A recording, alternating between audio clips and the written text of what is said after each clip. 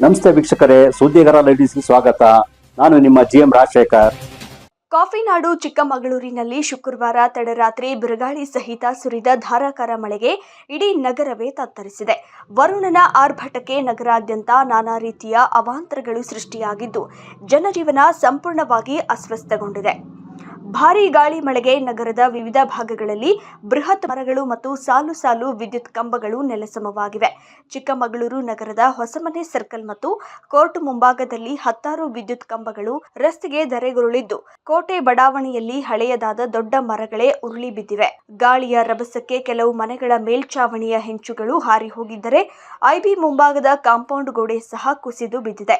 ನಗರಾದ್ಯಂತ ವಿದ್ಯುತ್ ಕಂಬಗಳು ಮತ್ತು ಮರಗಳು ಮುರಿದು ಬಿದ್ದಿರುವ ಪರಿಣಾಮವಾಗಿ ಚಿಕ್ಕಮಗಳೂರು ನಗರದ ಅರ್ಧಕ್ಕೂ ಹೆಚ್ಚು ಭಾಗದಲ್ಲಿ ವಿದ್ಯುತ್ ಸಂಪರ್ಕ ಸಂಪೂರ್ಣವಾಗಿ ಕಡಿತಗೊಂಡಿದೆ. ಮೆಸ್ಕಾಂ ಸಿಬ್ಬಂದಿ ರಸ್ತೆಗಳಿಗೆ ಬಿದ್ದಿರುವ ಮರ ಹಾಗೂ ಕಂಬಗಳನ್ನು ತೆರವುಗೊಳಿಸಿ ವಿದ್ಯುತ್ ಸಂಪರ್ಕವನ್ನು ಮರುಸ್ಥಾಪಿಸಲು ಕಾರ್ಯಪ್ರವೃತ್ತರಾಗಿದ್ದಾರೆ.